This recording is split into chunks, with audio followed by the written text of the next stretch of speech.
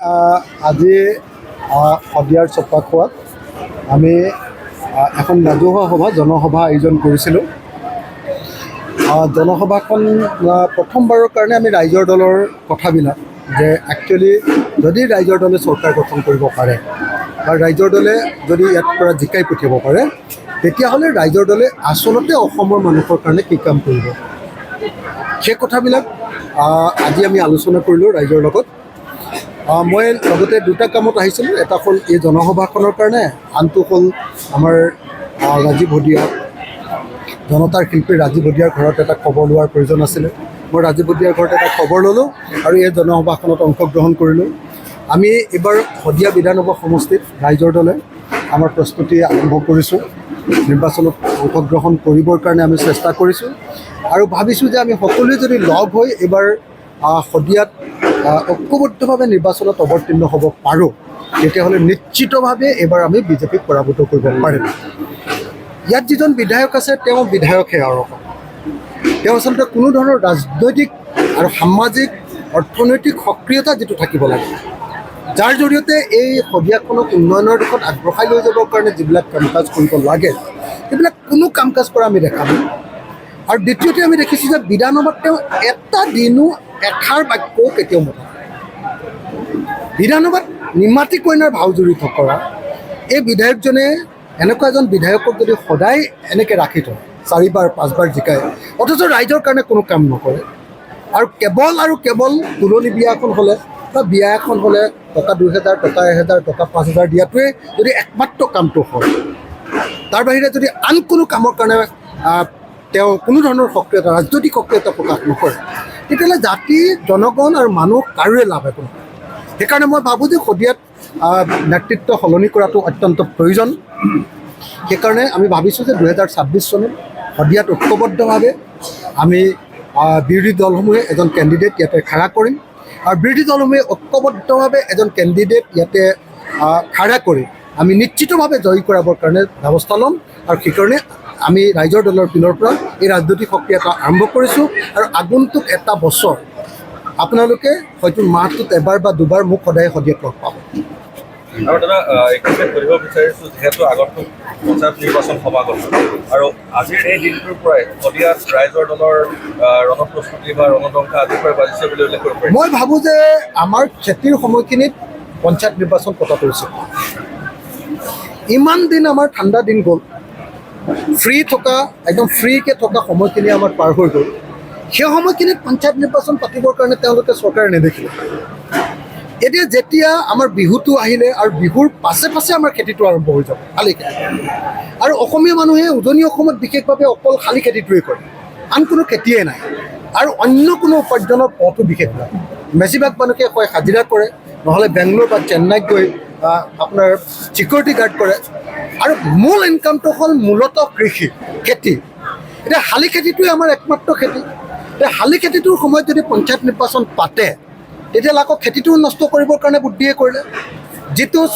যিখন চৰকাৰে আমাৰ উন্নয়নৰ কাৰণে কোনো ব্যৱস্থা নকৰে, আমাৰ প্ৰডাকশ্যন বৃদ্ধিৰ কাৰণে কোনো তেওঁলোকৰ ব্যৱস্থা নাই, কিন্তু কেৱল আৰু কেৱল নিৰ্বাচন খেলা, মানুহক কেৱল নিৰ্বাচনী ৰাজনীতিত জড়িত কৰে। আৰু কেতিয়াবা কোনোবা সময়ত আপোনাৰ কেইটামান চাউল দি অথবা কেইটামান নগদ টকা দি মানুহৰ মগজু কিনিব খোজে, সেই চৰকাৰেহে কেৱল আৰু কেৱল খেতিৰ সময়ত এনেকুৱাকৈ নিৰ্বাচন পাতিব খোজে।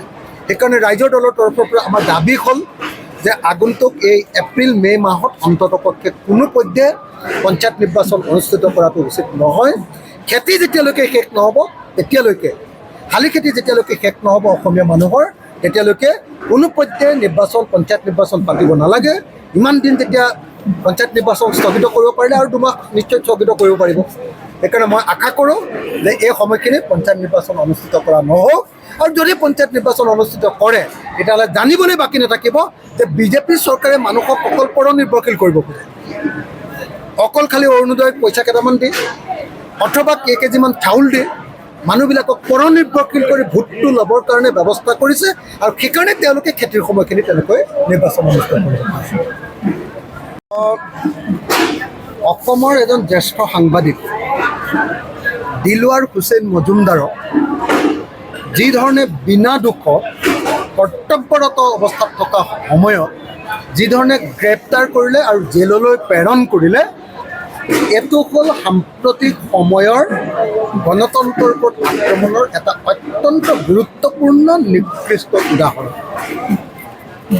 আমি কেতিয়াও এনেকৈ কৰ্তব্যৰত অৱস্থাত থকা এজন সাংবাদিকক এনেকৈ গ্ৰেপ্তাৰ কৰা আমি কেতিয়াও দেখা নাছিলোঁ।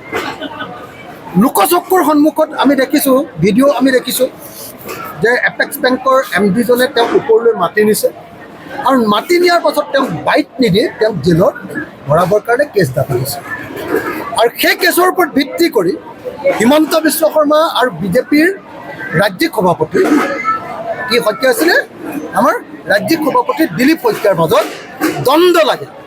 দিলীপ শইকীয়াই এই মানুহজনক এৰি দিবৰ কাৰণে, সাংবাদিকজনক এৰি দিবৰ কাৰণে গুৱাহাটীৰ পুলিচ কমিশ্যনাৰক অনুৰোধ কৰাৰ কাৰণে হিমন্ত বিশ্ব শৰ্মাই তেওঁক বেছি জোৰকৈ, বেছি কঠোৰ, বেছি গধুৰ কেছ লগাই তেওঁক যাতে ওলাব নোৱাৰে তাৰ ব্যৱস্থা কৰে।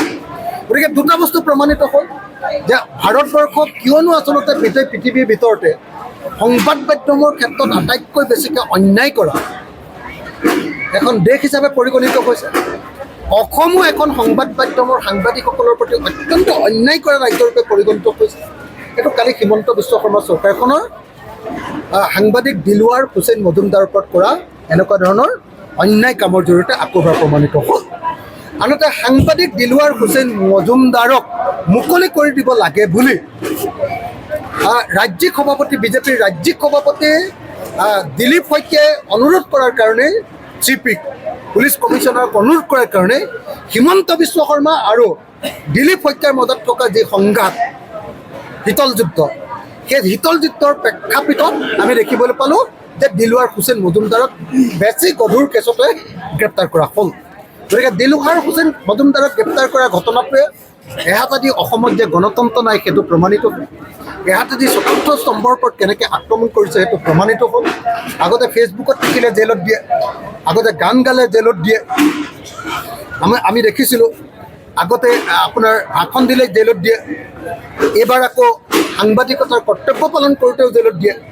মুঠতে অসমত কোনো গণতন্ত্ৰ নাই, গণতন্ত্ৰ নাইকিয়া কৰি ধ্বংস কৰিব খুজিছে। আৰু এতিয়া দেখা গ'ল যে য'তেই হিমন্ত আছে তাতেই আকৌ বিসম্বাদ।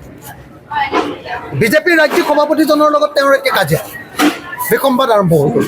বিজেপি দলত কালি আমি প্ৰমাণ পালোঁ যে বিজেপি দলত বিসম্বাদ আকৌ আৰম্ভ হ'ল। য'তেই হিমন্ত বিশ্ব শৰ্মা তাতেই বিসম্বাদ। তৰুণ গগৈ ডাঙৰীয়াৰ দিনত তেওঁ বিসম্বাদ কৰিছিলে আৰু এতিয়া হিমন্ত বিশ্ব শৰ্মাই অকলে গোটেইখিনি খাবলৈ বিচৰাৰ কাৰণে এতিয়া বিজেপি দলৰ ৰাজ্যিক সভাপতিজনেও আকৌ এতিয়া হিমন্ত বিশ্ব শৰ্মাৰ বিৰুদ্ধে কথা ক'বলৈ আৰম্ভ কৰিছে। গতিকে এই বিসম্বাদী ৰাজনীতিয়ে অসমৰ ৰাজনীতি কলৈ লৈ যায় এইটো চাবলগীয়া হ'ব। কিন্তু দিলৱাৰ হুছেইন মজুমদাৰক গ্ৰেপ্তাৰে এই গোটেই ঘটনাবিলাক ৰাইজৰ সন্মুখত উন্মুক্ত কৰি থৈ গ'ল। আৰু আমি দিলৱাৰ হুছেইন মজুমদাৰক আজি সকলোৱে মিলি যেনেকৈ কোৰ্টৰ পৰা উলিয়াই আনিবলৈ সক্ষম হ'ল বা জেলৰ পৰা উলিয়াই আনিবলৈ সক্ষম হ'ল, তাৰ কাৰণে যিসকল উকিলে, যিসকল অধিবক্তাই ইয়াৰ কাৰণে কাম কাজ কৰিলে আৰু বিশেষভাৱে সাংবাদিকসকলে এটা ডাঙৰ নিদৰ্শন দেখুৱাই দিলে। দীৰ্ঘদিন ধৰি আমি হিতেশ্বৰ শইকীয়াৰ দিনত এনেকুৱা প্ৰতিবাদ দেখিছিলোঁ, আমি প্ৰফুল্ল মহন্ত ডাঙৰীয়াৰ দিনত সাংবাদিকৰ ওপৰত কৰা অত্যাচাৰৰ বিৰুদ্ধে এনেকুৱা ডাঙৰ ডাঙৰ প্ৰতিবাদ দেখিছিলোঁ। বিজেপি চৰকাৰৰ দিনত সাংবাদিকক কৰা অত্যাচাৰ নিৰ্যাতনৰ বিৰুদ্ধে কালিয়ে প্ৰথম এনেকুৱা ডাঙৰ বিশাল প্ৰতিবাদ হৈছে। আৰু সেইকাৰণে সাংবাদিকসকলক এনেকুৱা ধৰণৰ প্ৰতিবাদ সাব্যস্ত কৰাৰ কাৰণে, এনেকুৱা ধৰণৰ সাহসী পদক্ষেপ গ্ৰহণ কৰাৰ কাৰণে অসমৰ সকলো সাংবাদিককে ৰাইজৰ দলৰ তৰফৰ পৰা আমি আন্তৰিক অভিবাদন আৰু আন্তৰিক স্বাগতম জনাইছোঁ। হ'ব।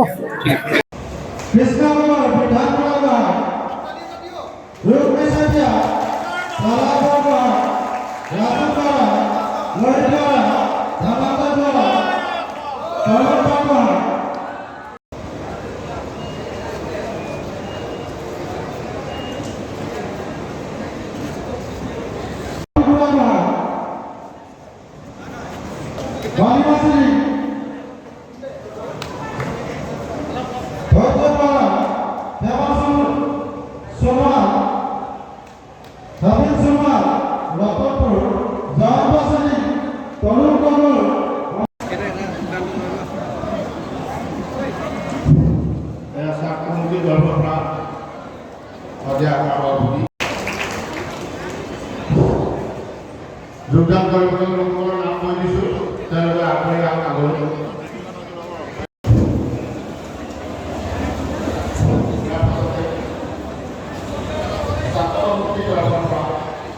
এখন সভাপতি স্বাভিমান অসমীয়া গাঁও কাৰ্য সংগঠনৰ নাম হিচাপ লাভ কৰিছে।